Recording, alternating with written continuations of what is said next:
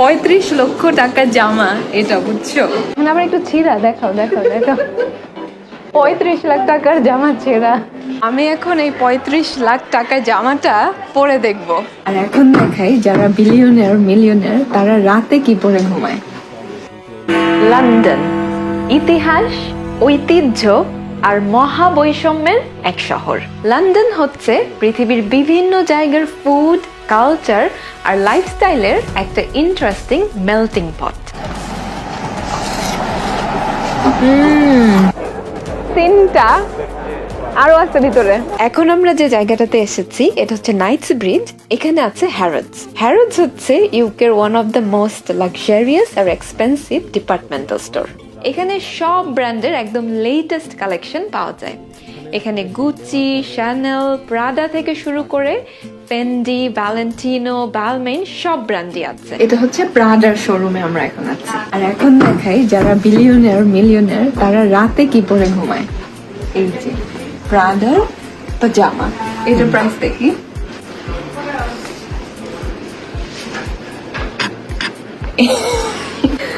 এটার দাম হচ্ছে 6 লাখ টাকা। হ্যাঁ, 5,000 পাউন্ড, মানে বাংলাদেশি টাকা প্রায় 6 লাখ টাকা।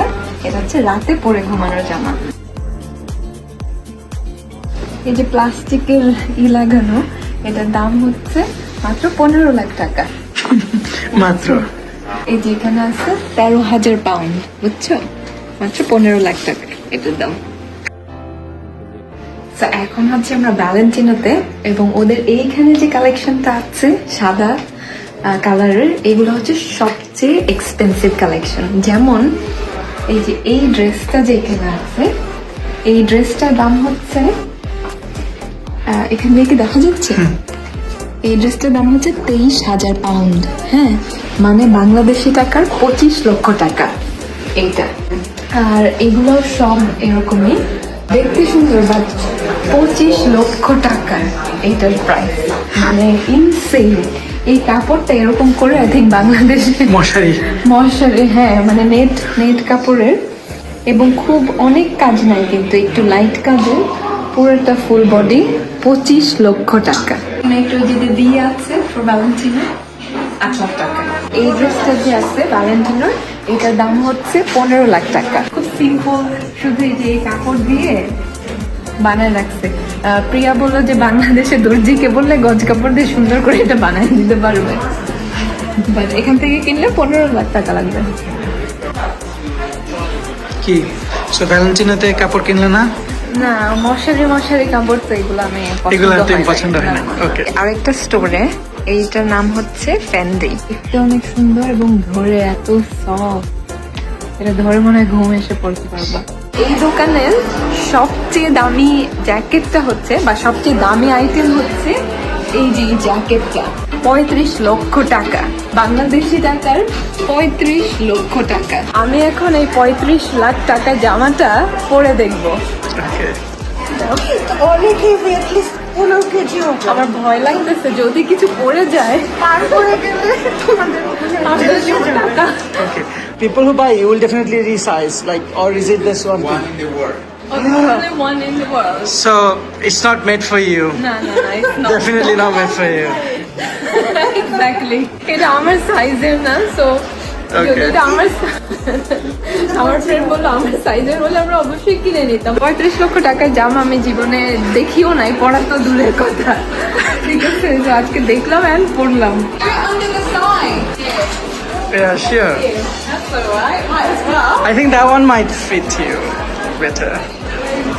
This one's actually a bigger size. This is meant to be like an oversized jacket. Oh, Okay. So, Okay. Do you want me to turn it? yeah. এই কাপড়টুকের দাম হচ্ছে মাত্র 90,000 টাকা। এই যে মাত্র 860 পাউন্ড। এত কম দাম। এত কম দাম, হ্যাঁ। এইটুকু কাপড়, এটা কিন্তু আবার পুরোটা না। এটা কিন্তু পুরোটা না, নিচে আবার ওইটা লাগবে। তো দুইটা মিলে হয়তো 2 লাখ টাকা হবে। 35 লাখ টাকার ওইটা তো একটু অনেক ভারী, ওটা পরে যখন একটু টায়ার্ড হয়ে যাবে তখন এগুলো চেঞ্জ করতে পারো। ঠিক আছে, আমরা আছি লন্ডন ঘুরে দেখতে, লন্ডনের আরো অনেক জায়গায় যাব, এক্সপ্লোর করব, আপনাদেরকেও সব ঘুরে দেখাবো। এই ব্রিজটা হচ্ছে অনেকে এই ব্রিজটাকে ভুল করে লন্ডন ব্রিজ হিসেবে জানে, বাট এটার নাম হচ্ছে টাওয়ার ব্রিজ। এই ব্রিজটা লন্ডনের একটা অন্যতম টুরিস্ট অ্যাট্রাকশন। 1900 সালের দিকে এই ব্রিজের উপরে ছিল লন্ডনের একটা রেড লাইট ডিস্ট্রিক্ট। এখন যদিও এটা খুবই সেফ জায়গা, 100 বছর আগে এই ব্রিজের উপরে ছিল পিক পকেটিং, প্রস্টিটিউশন থেকে শুরু করে অনেক অসামাজিক কাজের আস্তানা। এটা একটা ড্র ব্রিজ, মানে এটা নিচ দিয়ে যখন বড় কোনো শিপ যায় তখন এই ব্রিজটা মাঝখান দিয়ে ওপেন করা যায়। আর এইখানে হচ্ছে এটা হচ্ছে লন্ডন ব্রিজ। এই ব্রিজটা বেশ সাদামাটা, খুব সিম্পল, তেমন কোনো ক্যারেক্টার নাই, সিম্পল একটা ব্রিজ, বাট এটা হচ্ছে লন্ডন ব্রিজ। এখন হচ্ছে আমরা যাবো লাঞ্চে। স্ট্রিট ফুডের জন্য খুবই পপুলার একটা ডেস্টিনেশন এটা। আমরা এসেছি একটা বিশেষ খাবার খাবো বলে। অনেক মজার মজার জিনিস হচ্ছে, অনেক রকম দোকান আছে। এই দোকানগুলো হচ্ছে ছোট ছোট দোকান, অনেক বড় কমার্শিয়াল দোকান না, এক একজন ছোট ছোট দোকান করেছে। এবং এই মার্কেটটা অনেক অনেক পুরানো। How much is this? 22। এটা হচ্ছে 22 পাউন্ড, 22 পাউন্ড। খুবই কিউট একটা চিজ গ্রেটার, ছোট্ট চিজের জন্য। এটা হচ্ছে 12 বছরের পুরনো ভিনেগার। এটা এই দোকানটাতে অনেক পুরনো জিনিস হচ্ছে। আর এইখানে হচ্ছে 25 বছরের ম্যাচিওর করা ভিনেগার আছে এখানে। এটা হচ্ছে অ্যাপল বালসামিক ভিনেগার। এটা হচ্ছে পুরো ভিনেগারের স্পেশালিটি ওদের। এটা হচ্ছে ওয়াইল্ড মাশরুম রিসোর্টও। হ্যাঁ, এখানে ওর অনেক রকমের ওয়াইল্ড মাশরুম আছে। এটা দেখতে কি কিউট দেখো। আর ওইখানে হচ্ছে ও রিসোর্টও করছে আর মাশরুম গ্রিল করছে। মাশরুম আর রিসোর্টও দুইটা একসাথে সটে করে মিক্স করে দিচ্ছে। তো এইখানে যে ফ্রেশ মাছগুলো আছে, এই মাছগুলো দিয়ে এইখানে হচ্ছে পায়েয়া বানায়, স্প্যানিশ একটা খাবার। এখন হচ্ছে আমরা পায়েয়াটা খাবো।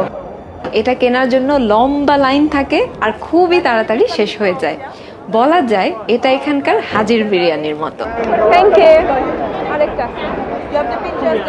Yay.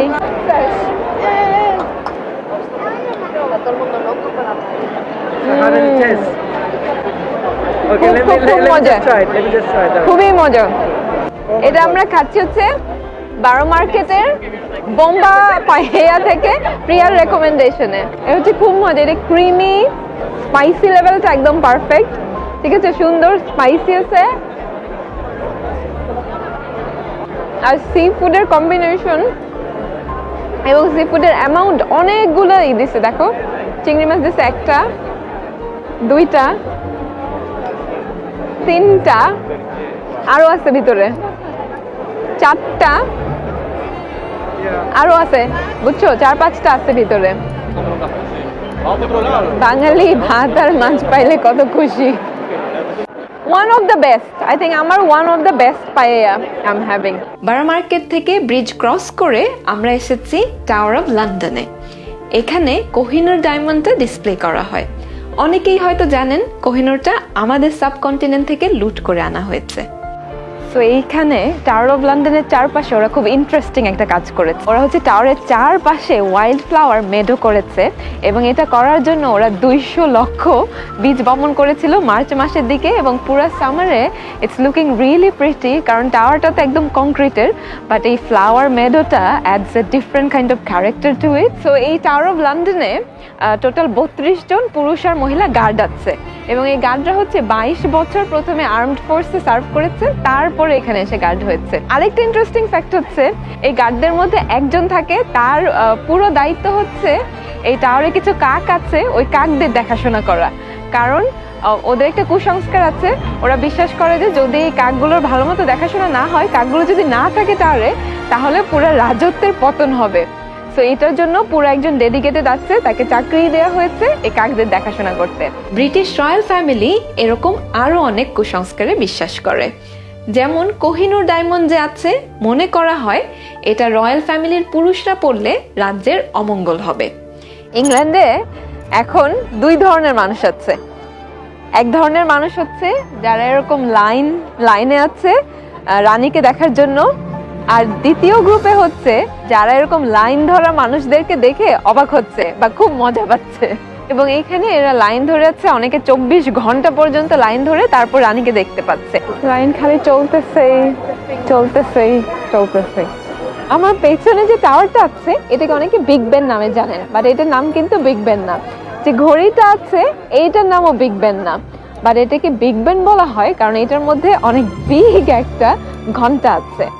ঘন্টাটার ওজন হচ্ছে 13,700 কেজিরও উপরে, এই জন্য এটাকে বিগ বেন বলে। এবং এই টাওয়ারটার নাম হচ্ছে এলিজাবেথ টাওয়ার অ্যাকচুয়ালি।